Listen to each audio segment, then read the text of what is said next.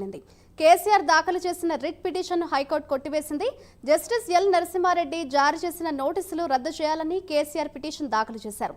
Advocate general వాదనలతో court ఏకీభవించింది.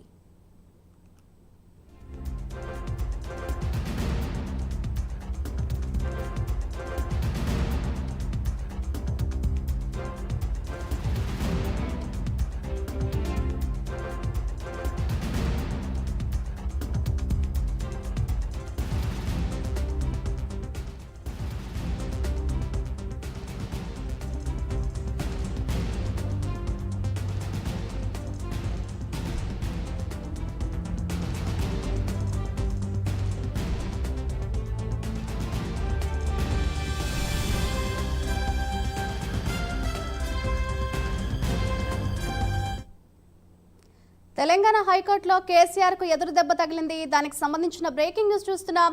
KCR దాఖలు చేసిన రిట్ పిటిషన్ ను హైకోర్టు కొట్టివేసింది. జస్టిస్ ఎల్ నరసింహారెడ్డి జారీ చేసిన నోటీసులు రద్దు చేయాలంటూ కూడా కేసీఆర్ పిటిషన్ దాఖలు చేశారు. అడ్వకేట్ జనరల్ వాదనలతో కోర్టు ఏకీభవించింది. ఇదే అంశంపై మరింత సమాచారాన్ని మా ప్రతినిధి కుమార్ లైవ్ ద్వారా అందిస్తారు. కుమార్, చెప్పండి, మొత్తానికి బీఆర్ఎస్ అధినేత కేసీఆర్ కి అయితే హైకోర్టు షాక్ ఇచ్చింది. ఓవరాల్ గా దీనికి సంబంధించిన డీటెయిల్స్ ఏ విధంగా ఉన్నాయి? Thank you Madhuri. తెలంగాణ రాష్ట్ర వ్యాప్తంగా ఇప్పుడు విద్యుత్ కొనుగోలు ఒక హాట్ టాపిక్గా మారిందని చెప్పొచ్చు.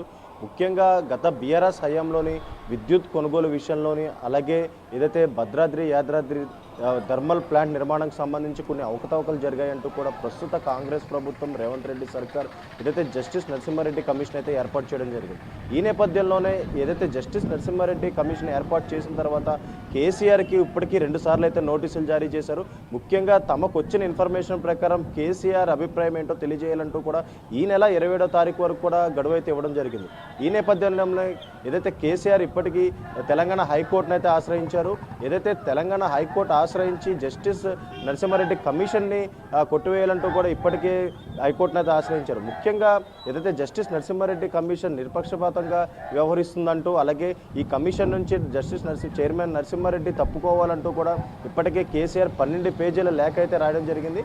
ఈ నేపథ్యంలోనే కేసీఆర్ అయితే హైకోర్టు ఆశ్రయించారు. ముఖ్యంగా హైకోర్టు కూడా ఈ కేసుకు సంబంధించి ఏదైతే విచారణ అయితే చేపట్టింది. విచారణ చేపట్టిన తర్వాత ఇరు వర్గాల వాదనలు అయితే విన్న తర్వాత ప్రస్తుతం ఈరోజు అయితే తీర్పు అయితే వెల్లడించింది.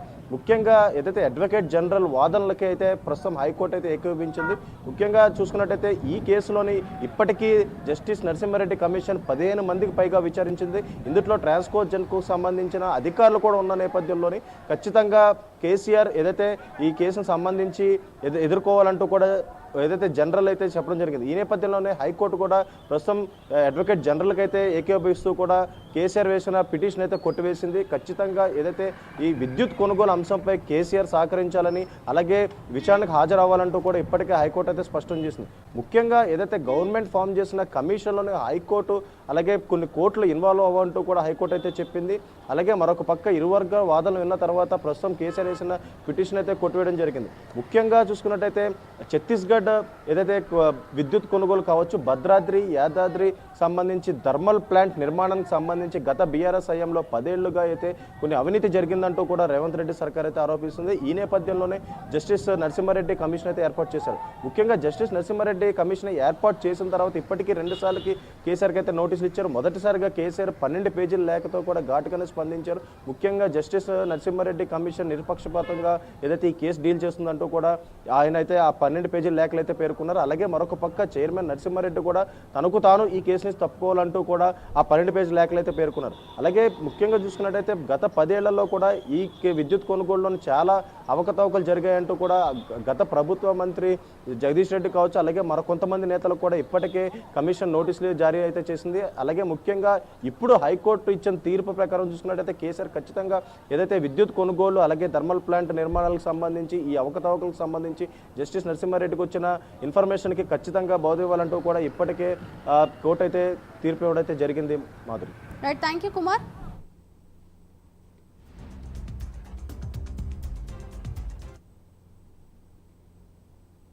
పెన్షన్ల పంపిణీలో చేతివాటం చూపించిన